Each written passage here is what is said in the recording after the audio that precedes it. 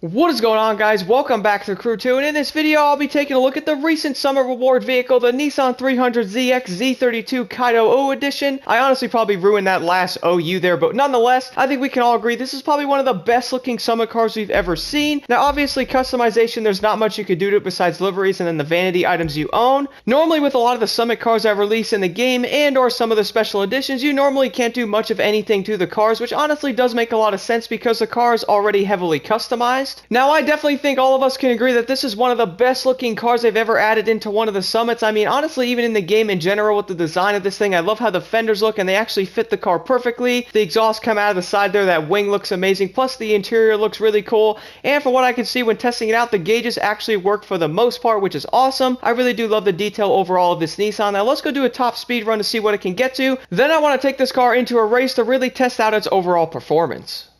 Now, taking an outside look at the new Nissan, guys, I am just loving this thing, and with the rain coming down, it makes the car look even better. Let's take a listen.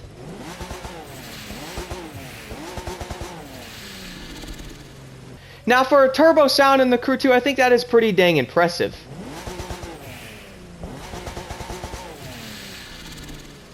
I would definitely say this car will probably be a stepping stone for future Summits because this thing looks absolutely amazing, and I'd say a lot more players will want to do the Summits, especially with the cars looking like this. And now moving over to the interior view of the Nissan, I'm really loving how this thing looks as well with the attention to detail.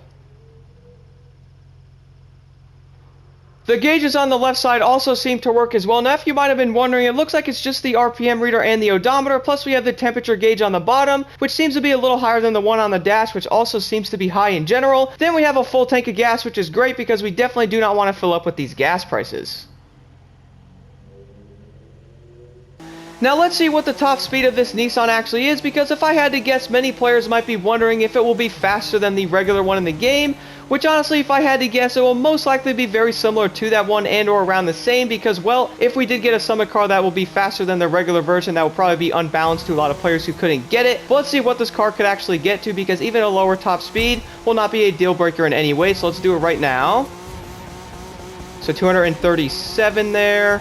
Probably going a little faster down a hill, so 241 down the hill there. Now you will have to really push your nitrous, and I was also going down a hill, so the overall top speed of this thing will probably be about 237. I will test out again on the little straightaway over here, but honestly guys, a lower top speed really isn't going to mess one of these cars up in any way because, well, I have been running the Infiniti Q60 a long time in the Summits now. I've been loving that thing. I've been getting really good times with it. Yes, it might be a little bit slower in some areas, but still a really good viable vehicle to use. So I would say you could easily run this car in a Summit if you would like to. And unfortunately, it's starting to snow. My goodness. Cannot wait to see what the update will do to the weather. But anyway, guys, let's go do a street race test in this thing to really see what it can do. 235 miles an hour again on this straightaway, 238 there.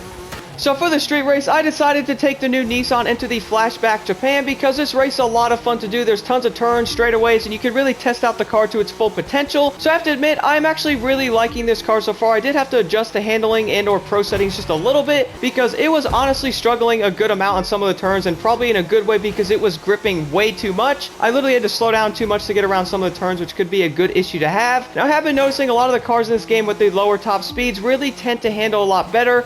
As I was mentioning before, the Infiniti is going to probably be one of my favorite street cars to use right now. I also want to mix it up and not really use the Superleggera as much. As much as I love that vehicle, I really do need to test out other cars and try them out to really see how they perform. And to my surprise, even though the Infiniti might not be the fastest thing out there, which I think the Z will be in the same category, I think these cars could easily be used when doing Summits and or competitive racing, or if you guys just want to farm some parts for your vehicle, all these cars will be a really good time to use. Now, I love the sound of this car as well. I was testing it out before. It has that little like turbo blow off sound to it. Sounds really cool. And the overall look to this Nissan is probably going to be a 10 out of 10 for me, even if it was a terrible car. Now, from the testing I've done with this vehicle, I will have to admit one thing. I do not think this will be the new best street car in the game. Now, the main reason for that is going to be the overall speed delay I have been noticing. Now, the handling on this Nissan is amazing, and I have to give it a lot of credit on that. But unfortunately, the speed issue on here is going to be a big problem when trying to race. Now, the main thing I'm going over with this is the fact that when when you guys are driving this thing, I noticed the shifting does have a big delay, which obviously makes sense. It is a manual. For example, that turn right there, I've been trying to go around that turn multiple times as best as I can, and I normally have to shift down into second and then back right into third because the power's not there. And when I go back into third, I notice the car is struggling a bit to accelerate. Now, even in automatic, I do think this will also be a bit of an issue. Now, that's the one flaw I have seen with this vehicle, but besides that, I think this car is amazing. It is probably more used and more fun to actually use with just cruising around and really not trying to go after the best time in races. But if you really wanted to, you could probably use this car in summits if you guys would like to. Anyway, let me know your thoughts on the Nissan in the comments below, and here are the settings I'm running on this car currently.